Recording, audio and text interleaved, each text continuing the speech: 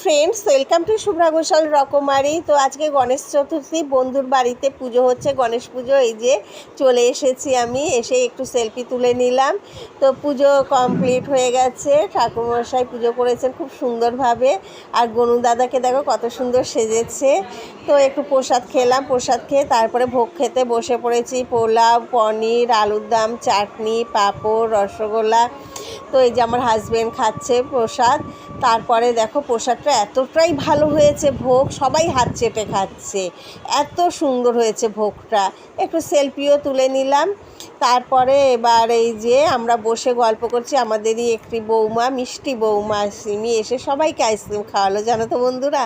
তো আইসক্রিম খেয়ে আবার বন্ধুরা একটা ঘরে বসে পড়লাম, বসে সবাই আড্ডা মারলাম। তারপরে কফি চলে আসলো, এবার সবাই মিলে কফি খাচ্ছি, যেন একটা মহিলা সমিতি এখানে। সবাই মিলে খুব আড্ডা জমে গেছে।